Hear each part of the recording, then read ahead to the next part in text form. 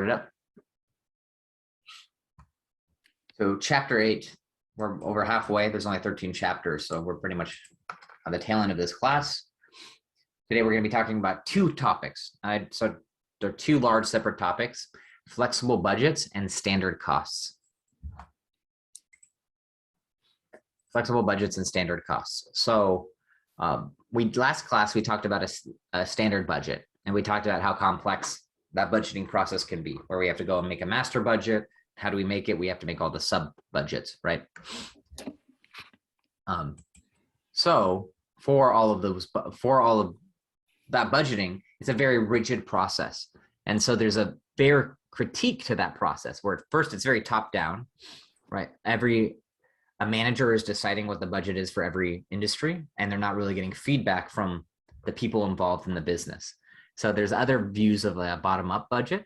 There's other risks with a budget too, where people are then incentivized to spend the budget even if they don't have a need for it. There's some ways to address this. I mentioned a bottom-up budget last time. What we see a lot in business is something called a flex budget. So what's a flex budget or a flexible budget? It's when we have a alternative view based on levels of production or sales. And that way we can reward people or reward our stakeholders for exceeding their sales amounts by giving them more budget. It also is a little better for how flexible businesses can be in times of uncertainty. So there's static budgets, which we talked a bit about last time in the master budget, and then there's this flexible budget. Either way, we could use fixed budget or a flexible budget for a master budget. There are ways to apply it towards a master budget, but just know that last time we covered fixed budgeting. Now we're going to cover flexible budgeting. So this is what we covered last time: is if we have a fixed budget, we determined our budget, and then after we finish the quarter or we finish the month, we'll have actual results, right? Budgeting is a predictive mechanism. And then we'll take those actual results, we'll compare them to what our estimates were, and we'll get variances. And we'll see if we sold more than we purchased, or we sold more than we expected, or sold less. And then we can determine if these are called variances. And so we can determine if these variances are favorable or unfavorable based on their direction and the line item. For example, if we have more sales than we expected, that's a favorable variance, right? If we had less sales than expected, that's unfavorable. And the reverse is true for costs. If we spent more than we expected, that's normally bad. It's unfavorable. And then if we spent less than we expected, that's favorable. But what happens if we sold more than we expected? It doesn't show. In theory, if we sold more than we expected, we'd have higher costs, right? Does that make sense? We would, because we'd have higher cost of goods sold, and we'd have higher selling and marketing.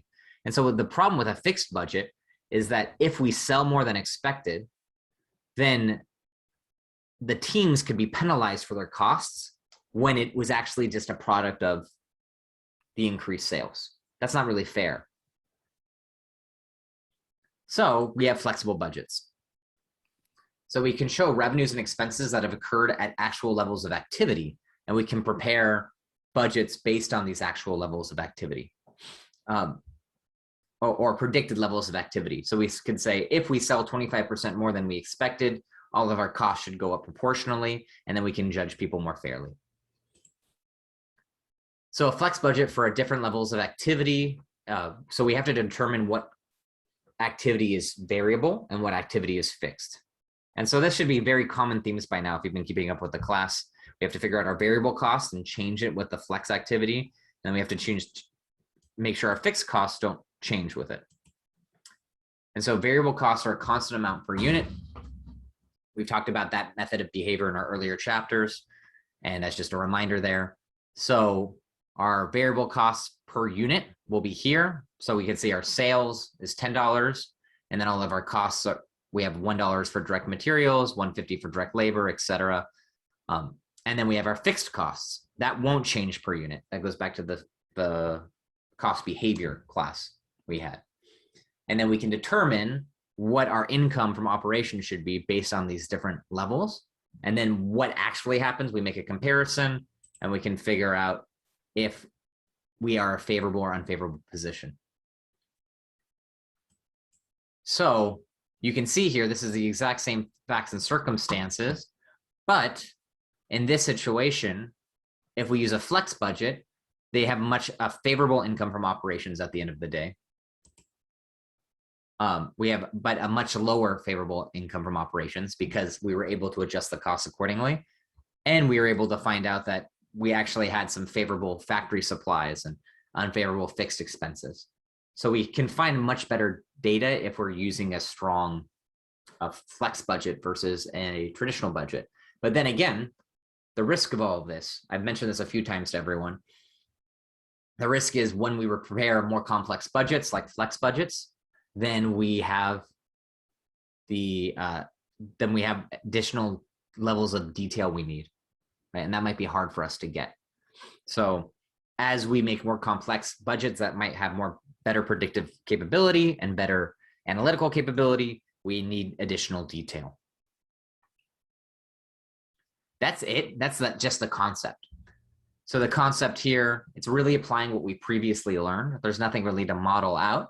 It's just in your homework, you will be given a variable cost per unit or something like this, and you'll be told the amount of activity, and you'll need to be able to determine if it's a favorable or unfavorable variance for that level of activity at that cost or line item. While if it was a fixed budget, you wouldn't have to worry about the different levels of activity. So very similar to budgeting. Fixed budgeting, you just now have extra unit levels of activity. And it's important, I want you to really take away the value of having this additional level of detail. We can actually dive into the costs much better. Any questions on flex budgeting?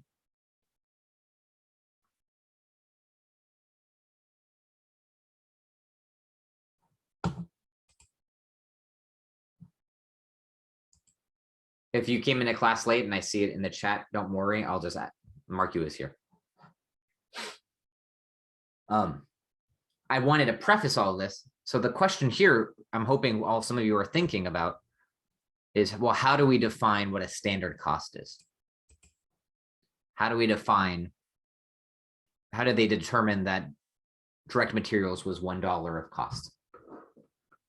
And so what this is something called a standard cost.